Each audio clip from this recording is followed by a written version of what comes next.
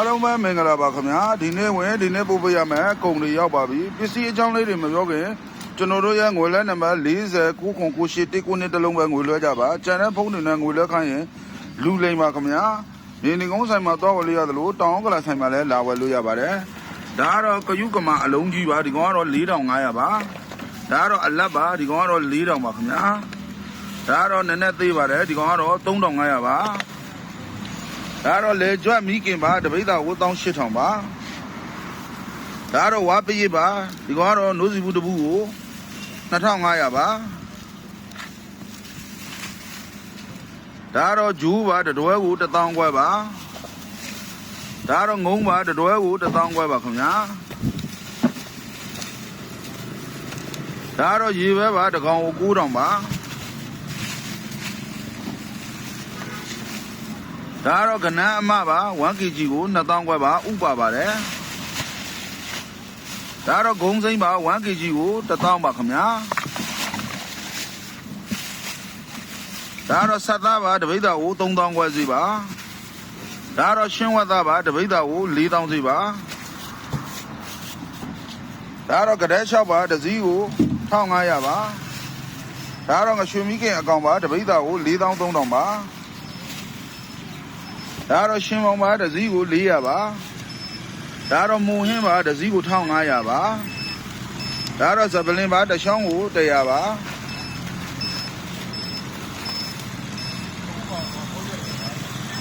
ဒါတော့ငရုတ်ကောင်းစည်းပါ30သားကို8000ပါ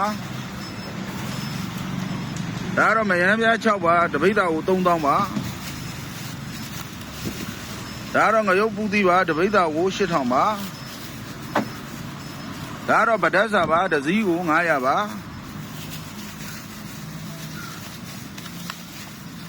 ဒါတော့စင်ကရန်သီးပါ10လုံးကို6000ပါဒါတော့ပိန်းနေသီးခုတ်သားပါတပိဿာကို4000ပါဒါတော့ကတဲ့ရှင်ပါတစည်းကို900ပါဒါတော့မရွတ်အလုံးပါအလုံး100ကို6000ပါဒါတော့စင်ပြုံးသီးပါတပိဿာကို3000စီပါဒါတော့ခရမ်းသီးပါတပိဿာကို3000ပါဒါတော့မြေကောင်းဘွားပါတပိဿာကို6000ပါဒါတော့ဘူးသီးတောင်အာလူရှိပါတပိဿာကို1000ခွဲစီပါဒါတော့ငပလီ9မုံထုတ်ပါတထုပ်ကို2500ပါခင်ဗျာဒါတော့ဒီနေ့ပါတဲ့ပြည်ကြီး9ဥပါဒီကောင်ကတော့2000ခွဲစီပါခင်ဗျာဒါတော့ကင်းမုံပါတပိဿာကို29000ပါဒါတော့ကြက်ပါတကောင်ကို16000ပါမီးမြတ်ပြီးပို့ရမှာပါခင်ဗျာဒါတော့ရေချိုပစုံတို့အကိတ်ကြီးတွေပါတပိဿာကို9000ပါခင်ဗျာဒါတော့မီးနီပစုံပါတပိဿာကို6000စေးပါဒါတော့ပစုံဖြူပါတပိဿာကို3000ပါခင်ဗျာဒါတော့ငလန့်ရှိပါတပိဿာကို12000ပါဒါတော့ငပုတ်တင်ဥပါတပိဿာကို3000စေးပါဒါတော့ပစုံစီပါ 1kg ကို2000ပါဒါတော့ပင်လယ်ငခုခုတ်သားပါတပိဿာကို18000ပါဒါတော့ပင်လယ်ငခုခေါင်းပါတပိဿာကို1000ပါ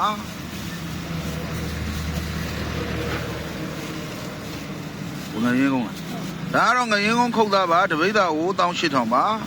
ဒါတော့ငရင်ကုန်းခေါင်းပါတပိဿာကို1000ပါဒါတော့ကကတိခုတ်သားပါအကောင်ကြီးပါတပိဿာကို3000ခွဲပါဒါတော့ကကတိခေါင်းပါတပိဿာကို1000ခွဲစီပါ